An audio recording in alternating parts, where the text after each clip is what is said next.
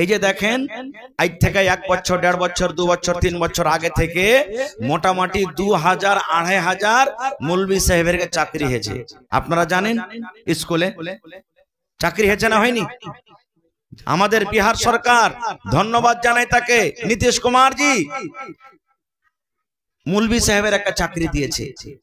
এরা ডিগ্রি কোথা থেকে নিয়ে এসেছে জানেন? স্কুল থেকে। জি না, এই যে আপনাদের গ্রামে মাদ্রাসা, এইরকম যত মাদ্রাসা আছে মাদ্রাসা থেকে তারা ওয়াস্তানিয়া করেছে, ফকনিয়া করেছে, মৌলভী করেছে, আলিম করেছে, ফাজিল করেছে, এই মাদ্রাসাগুলা থেকে ডিগ্রি করেছে, তারপরেই সরকার ওরাকে চাকরি দিয়েছে। যদি এই মাদ্রাসা না থাকে তাহলে ডিগ্রিও হবে না, আর ডিগ্রি যদি না হয় বলেন সরকার চাকরি দিবে? জীবনে সরকার চাকরি দিবে না। তো মাদ্রাসাটার দরকার আছে না নেই? আছে না নাই ভাই? কিন্তু আমরা তার মাকাম তার মার্তবা আমরা বুঝতে পারি না, আমরা বুঝতে পারি না, আমরা তার মাকাম তার মার্তবা আমরা বুঝতে পারি না যে মাদ্রাসার কতখানি মূল্য। আজকে যেমন অন্য অন্য মানুষেরা চাইছে যে মাদ্রাসা ধ্বংস হয়ে যায়, মাদ্রাসা বন্ধ হয়ে যায়, আজকে আমরাও চাচ্ছি যে মাদ্রাসা শেষ হয়ে যায়। মাদ্রাসা শেষ হলে কি হবে? এই 10টা মৌলভী সাহেবের চাকরি চলে যাবে। একটা মেনে নেন, আপনি দুনিয়াতে রোজগার করে খাইছেন, আমি করে খাচ্ছি, ওরাও করে খাবে।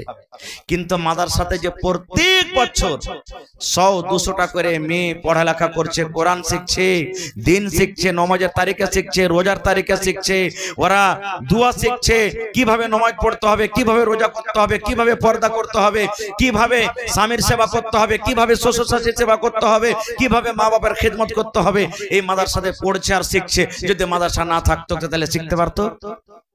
আজকে যদি আপনার এই মাদ্রাসা না থাকতো এই প্রোগ্রাম আজকে হতো? এই 4 জন হাফিজে কোরআন আপনাদের সামনে বসে থাকতো?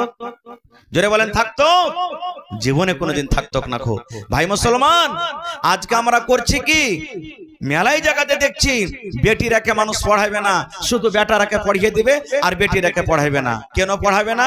বেটি ছেলেকে পড়িয়ে লিখছে কি করবে যে মুলি সাহেব, ই তো বিয়ে হ্যাঁ শ্বশুর বাড়িতে চলবে, লোকের ছাই তুলবে, ঘুঁটা তুলবে, বাড়িতে নুন্দা গড়াইবে, ভাত রান্না করবে, তরকারি রান্না করবে, এরাকে ফের পড়িয়ে লিখছে কি করব? ভাইরে এটা ভুল। নবীর জামানাতে আল্লাহুস সামাদ মহিলারা কত পড়ালেখা ছিলেন জানেন? কত পড়ালেখা ছিলেন। একটা মাত্র আপনাদের সামনে হাদিস আমি রাখছি, তাহলে বুঝতে পারবেন যে আল্লাহ রাসূলের জামানাতে মহিলারা কত পড়ালেখা ছিল। কত জানেন? আল্লাহ রাসূল সাল্লাল্লাহু আলাইহি ওয়াসাল্লামের জামানাতে একজন সাহাবী ছিলেন, যে সাহাবীটার নাম হলো সাফওয়ান বিন মুআত্তাল রাদিয়াল্লাহু তাআলা আনহু। সাহাবীটার নাম কি? সাফওয়ান। সাহাবীটার নাম কি? সাফওয়ান, আর বাপের নাম হলো কি? মুআত্তাল রাদিয়াল্লাহু তাআলা আনহু। এবারে ওই সাফওয়ানের বিবি নবীর দরবারে কেস করতে গেছেন, শিকায়েত নিয়ে গেছেন, ওর বিবি কেস নিয়ে গেছেন।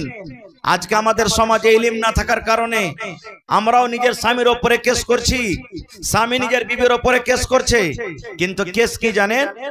যদি আপনি কোর্টে চলে যান, থানাতে আপনি চলে যান, 100টা যদি কেস থাকে, যারা এখানে বয়স্কপ্রাপ্ত বাপটিরা আছেন, একটু নেতা টাইপের মানুষ আছে, তারা জানছে যে দেখবেন কোর্টে যে মুখ্যজিকে জিজ্ঞাসা করেন, সমিতি সরপঞ্চকে জিজ্ঞাসা করেন, মন্ডলজিকে জিজ্ঞাসা করেন, যারা জ্ঞানী হুঁশিয়ার মানুষ তাদেরকে জিজ্ঞাসা করেন। 100টার মধ্যে 90টা কেস হলো মুসলমান শেরশাবাদী, আর 90টা কেসের মধ্যে 80টা হলো কি শুধু বেটা বেটির কেস। আমার বেটিকে মারছে, আমার বেটিকে কাটছে, আমার বউকে জ্বালাইছে, আমার জামাইকে এরকম করছে, আমার বেটার সাথে এরকম করছে, এগুলোই শুধু কেস। আর এই কেসটা হওয়ার কারণ কি জানেন?